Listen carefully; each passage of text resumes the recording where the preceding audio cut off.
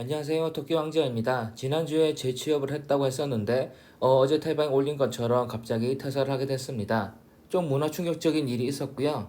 직장인 카페에도 글을 썼었지만 아직도 어이가 없어서 영상으로 남겨보겠습니다. 이래서 조쏘 하나 싶었던 경험을 이번에 했습니다. 저는 지난주에 면접을 봤습니다. 면접을 볼 때 다른 사람은 자기 업무를 불려서 얘기를 하겠지만 저는 안 해본 건 안 해봤다, 못하는 건 못한다고 말을 하고 있는데 이번 면접에서도 여러 가지를 물어보더라고요. 저보고 부가세를 신고를 해봤냐고 하길래 그래서 대답을 했습니다. 제가 다니던 회사는 세무 담당이 따로 있었기 때문에 해보지 않았다. 하지만 부가세 신고 업무는 회계 난이도가 높은 업무는 아니니까 시켜주시면 열심히 해보겠습니다라고 대답을 했습니다.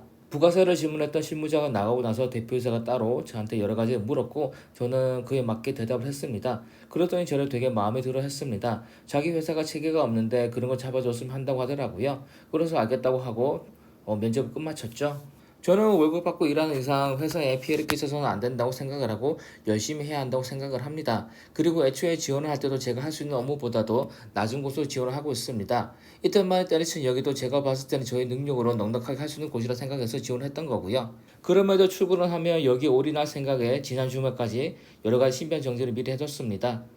치과를 다녀온다거나 미용실에 간다거나 지인을 만나는 등등의 일을 다 처리해버렸던 거죠. 그리고 월요일에 출근을 했습니다. 출근했는데 저랑 같이 일해야 하는 사람, 그러니까 면접 때 부가세를 물어보던 사람은 저한테 별다른 얘기도 안 하고 가만히 앉아 있더라고요. 맞은편에는 저한테 인수인계를 해줄 실무자가 있는데 저보다 아랫사람이었고요. 보통 첫 출근에는 특별한 거 하지 않을 텐데 이 회사는 첫날부터 자기 회사에서 취급하는 상품 교육을 해주더라고요. 경영 지원 업무를 맡더라도 알고 있어야 하지 않는 얘기를 하면서 상품 교육을 반나절 넘게 해줬습니다. 문제는 너무 세세하게 알려준다는 겁니다. 이런 종류의 상품을 팝니다 정도가 아니라 상품별 모델명과 규격, 사이즈, 구체적인 용도까지 너무 디테일하게 설명해 주는 겁니다. 영업직으로 뽑힌 게 아닌데 왜 첫날부터 이런 얘기를 하는 거지 싶었습니다. 상품 소개만 오전부터 해서 오후 2시까지 들었던 겁니다. 그리고 이 회사는 조소답게 구내식당도 없었고 식비도 지원되는 게 없어서 직원들끼리 알아서 회사 근처 식당에 가서 자기 돈으로 밥을 사 먹더라고요. 웃긴 건 제가 속한 파트에 있던 직원 2명, 그러니까 부가세 얘기를 했던 상관이나 인수인계를 해줘야 되는 주임이나 둘 다 밥을 안 먹는 겁니다. 주임은 다이어트 핑계로 또 상관은 다른 핑계를 대면서 둘이서 휴게실로 가버리고 저는 첫 출근부터 제 팀이 아닌 다른 팀 끼어서 밥을 먹어야 했습니다. 좀 뻘쭘했겠죠? 그리고 또 어이가 없는 게 보통 첫 출근한 사람이 있으면 같이 밥을 먹고 그게 아니더라도 최소한 카페에 가서 커피라도 한잔 하면서 이런저런 얘기를 해야 되는 건데 전혀 그런 게 없었습니다. 속으로 되게 비즈니스 매너가 없다라는 생각을 했었던 거고요. 출근 첫날 오후에 바로 인수인계를 해주기 시작하더라고요. 저는 관리직으로 뽑혔지만 실무도 챙겨달라는 얘기를 들었으니까 불만 없이 실무 인수인계를 받았습니다. 그런데 이 주임이라는 여직원은 못해도 저보다 10살 아래인 사람이었고요. 또 제가 자기 상급자로 뽑힌 사람이었는데 저를 옆에 앉혀놓고 일을 알려주는데 사진 속 이런 모습처럼 양반다리로 앉아서 입에 뭔가 쩝쩝거리면서 인수인계를 해주더라고요. 좀 어이가 없었습니다. 와, 얘 진짜 못 배워 처먹었구나 싶었지만 출근 첫날부터 정색할 수는 없었으니까 티 안 내고 가만히 듣고 있었습니다.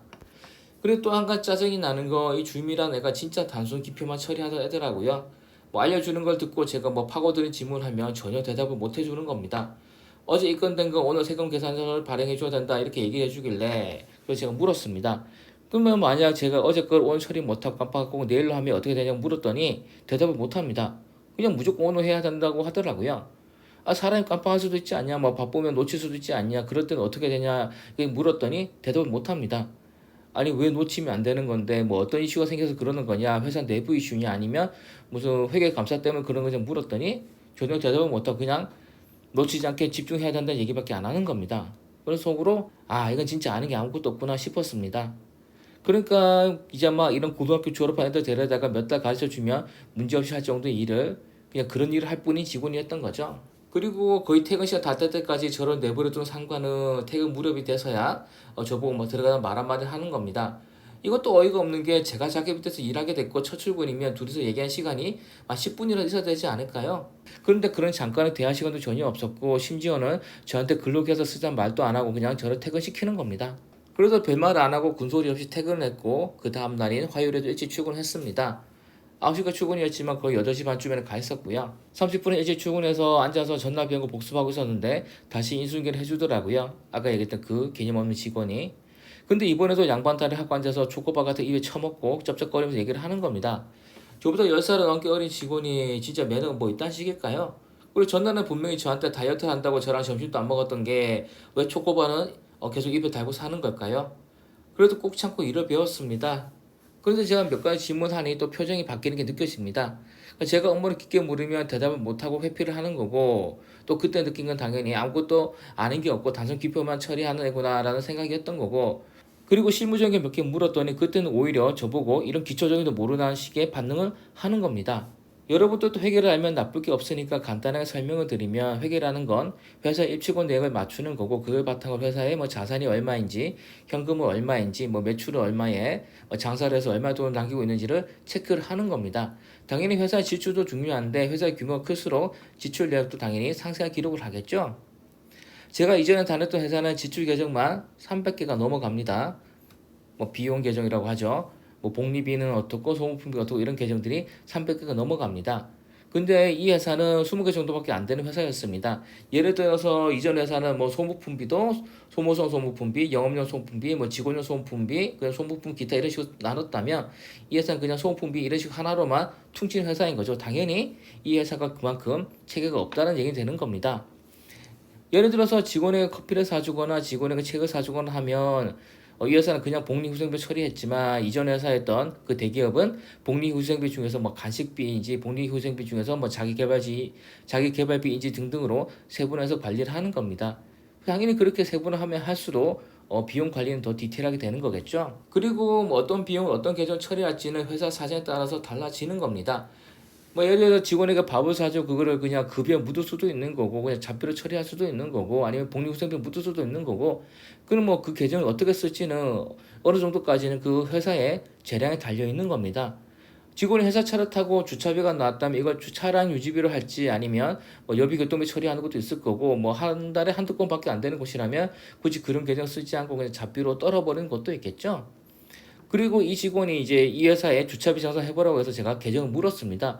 당연히 방금 말했던 그런 이유처럼 회사마다 쓰는 계정이 다르기 때문에 제가 물었던 건데, 이 직원은 이 회사에만 일을 해봐서 회사마다 계정이 다르다는 걸 아예 인지도 못하고 있는 겁니다. 바꿔 말하면 자기가 아는 게 없는 건데, 오히려 저를 주차비가 무슨 계정인지 모르고 물어본 사람으로 취급을 하더라고요. 어쨌든 이 직원의 일을 배우고 있으려니까 면접 때 부가세를 물어보던, 어제 전날 저한테 말 한마디 안 걸었던 그 상관이 또 이날 처음으로 말을 겁니다. 도대체 부가세 신고에 왜 그렇게 목을 매는지 모르겠는데 또 부가세 신고를 얘기를 하더라고요. 그래서 저는 면접 때처럼 그대로 얘기를 해줬습니다. 저는 여러 부서로 나눠진 곳에서 일을 했기 때문에 세무업은 제가 안 해봤다. 그랬더니 또 그러면 부가세 신고가 아니라면 그 전에 사전 작업인 매출 데이터 작업 같은 거 해봤냐고 또 물어보더라고요. 그래서 그것도 이전 회사는 격리팀이라는 게 있어서 거기서 해줬다. 하지만 지침을 주시면 제가 한번 해보겠습니다. 편하게 지시를 내려주세요. 열심히 하겠습니다. 라고 대답을 했습니다. 그랬더니 저보고 어떤 업무를 해봤냐고 물어보는 겁니다.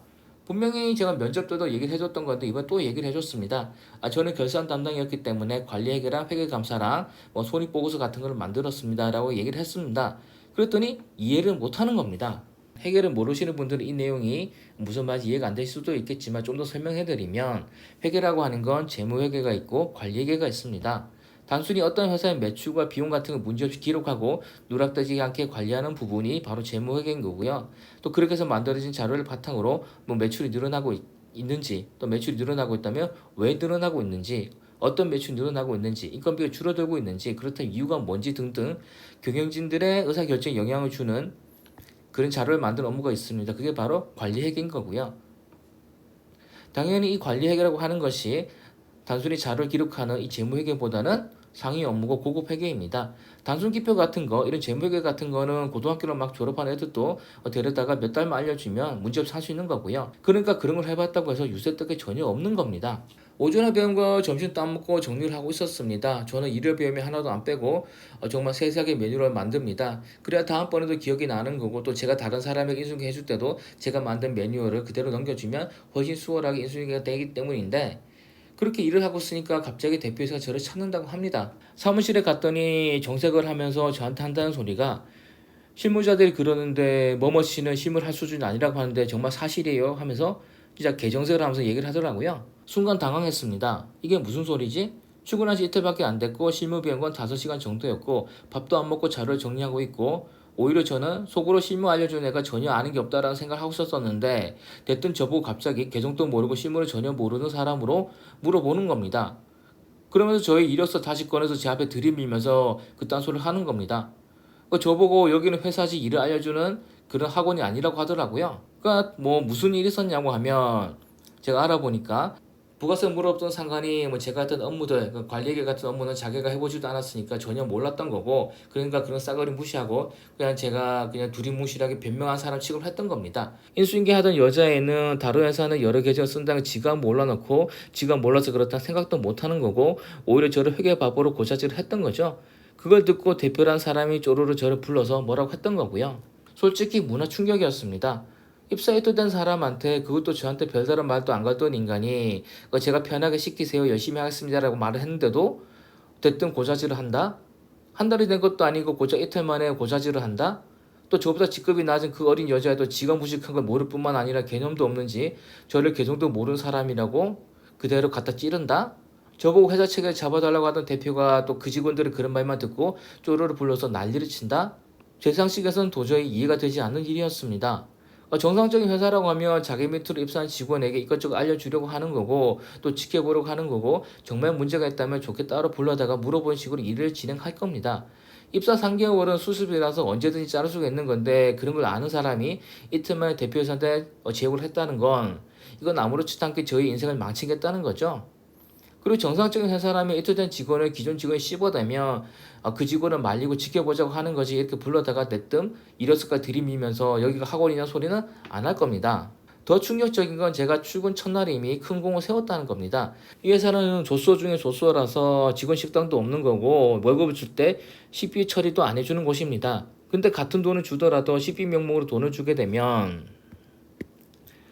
이 돈이 올해는 10만 원까지 비과세가 됩니다. 이게 무슨 말이냐고 하면 우리가 은행에 적금을 들게 되면 얼마까지 비과세가 되는 것처럼 직원 월급도 얼마까지 비과세가 처리가 됩니다. 이것도 여러분들 상식적으로 알려드리면 회사가 저한테 예를 들어서 300만 원 월급을 그냥 주는 경우와 월급을 290을 주고 10만 원은 점심 식사비로 해서 따로 처리해서 주는 경우에는 같은 300만 원을 회사에서 저한테 주는 경우로 하더라도 앞의 경우는 식비가 없기 때문에 300만 원 전체가 과세가 되는 겁니다. 그러니까 국민연금을 건보료가 나갈 때 300만 원을 줄 때 300만 원에 대해서 국민연금을 건보료가 붙는 겁니다. 근데 뒤의 경우에는 식비만큼은 비과세가 되니까 회사에서 300만 원 주더라도 290의 이 금액만큼만 건보료나 국민연금이 붙는 거죠. 그렇기 때문에 10만 원이 줄어든 만큼의 직원 부담이 줄어드는 거고 10만 원이 줄어드는 만큼 회사 부담금이 줄어드는 겁니다. 그러니까 월급이 많으면 많을수록 국민연금이 더 나가는 건 상식이니까 그만큼 월급에서 공제부분이 많으면 많을수록 같은 돈을 받더라도 건보료가 회사도 적게 내는 거고 직원도 적게 나가는 거죠. 그 회사가 직원이 20명 정도였으니까 중식비를 10만 따로 처리해 주기만 해도 그러니까 월급 늘려주지 않고 중식비만 따로 10만 처리해 주기만 해도 한 달에 10만 원씩 20명 200만 원 연간 2,400만 원짜리 되는 팁을 제가 알려준 겁니다. 또 내년부터는 이 식비 비과세가 20만 원으로 상향이 됩니다.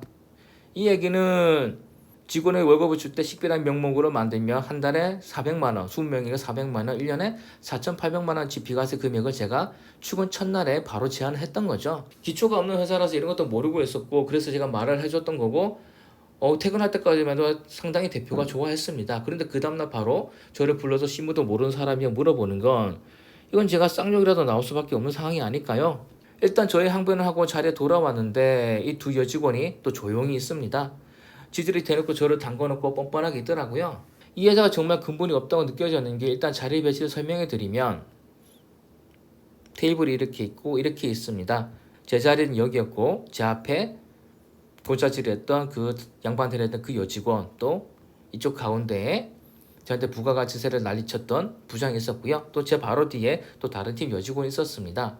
이렇게 세 명의 여직원이 저를 둘러싸고 있었는데 이 둘이 저를 고자질한 것들이고 이 직원은 다른 파트 직원이지만 이 직원도 정상이 아니었던 게 사무실을 엄청 떠들고 귀여운 척을 하는 겁니다.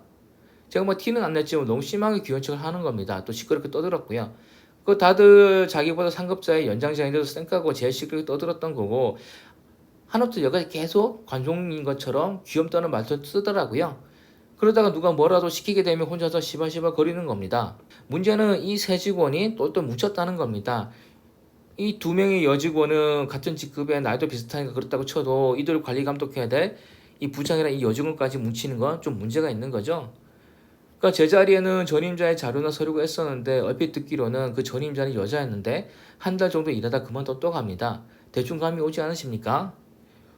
왜 제자리에 있던 그 여직원이 한 달도 못 버티고 그만뒀을까요? 이런 인간들이 텃세를 부리고 갈궜겠죠. 일단 좋게 퇴근을 하고 집으로 가는 차 안에서 생각을 했습니다. 고작 이틀 만에 저보다 지식이 딸리는 것들이 자기들의 지식이 딸린 것도 모르고 오히려 저를 지적한다?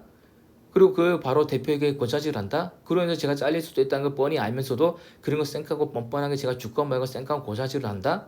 또 대표라는 사람도 자기는 회사보다 매출이 1000배나 되는 회사에서 일했던 저를 지네 직원들 말만 믿고 이틀면 뭐라고 한다? 제가 일했던 곳은 참고로 10조 하는 회사고 이 회사는 70억 하는 회사입니다. 1000배가 넘죠. 그런데도 불구하고 저를 그냥 이틀 만에 뭐라고 한다? 당장 그냥 넘어가더라도 또 언제 수출해서 저를 고자질할지 모르는 일이었고 또 이미 대표는 저에게 뭐 점심시간 제가 얘기했던 걸로 일단 수그러 들었다고 하더라도 마음 한구석에 다시 저를 의심하는 마음이 있었을 거고 선입견이 자리 잡고 있을 겁니다. 다음번엔 제 얘기를 듣지 않고 저를 바로 쫓아낼 수도 있는 거겠죠. 그럴 수도 있다는 생각이 들었습니다. 그 다음 제가 호고 등심처럼 가만히 있을 수는 없겠죠. 그렇다면 이런 불안정 요소를 알고 일을 할 필요는 없다는 생각이 들더라고요. 그래서 지난주에도 이 회사에 합격하고 난 뒤에만 해도 면접제가 10건이 넘게 들어왔다는 생각이 나서 그렇다면 면접제가 아직 이렇게 많을 때, 제 몸값이 아직 높을 때, 뭐 인기가 있을 때 빨리 그만두게 맞다는 생각을 했고 그래서 밤에 제 생각을 정리해서 대표한테 문자를 보내고 그냥 차단을 박았습니다. 오늘 오전이죠. 수요일 오전에 사람의 일회서를 재공개했더니 반나절 만에 두 곳에서 면접 제의가 이렇게 왔던 거고요. 이건 실제 제 메일의 캡처입니다. 검사 포지션이랑 과장급 팀장 포지션으로 제안이 왔던 거죠. 이상으로 제가 조소에 들어가서 이틀만 때려친 썰을 풀었는데 이직을 준비하기 전에는 조소 그리는 게 무슨 말인지 몰랐습니다. 와닿은 게 전혀 없었고요. 근데 몇 번 겪어보니까 이래서 조소 거리는구나 라는 생각이 들었습니다. 여러분들도 더러운 일 당하면 참지 말고 당당하게 대처하시기 바랍니다. 절대로 있던 회사에서 우리가 굽히면서 자존심 굽히고 살 필요가 전혀 없는 겁니다. 감사합니다.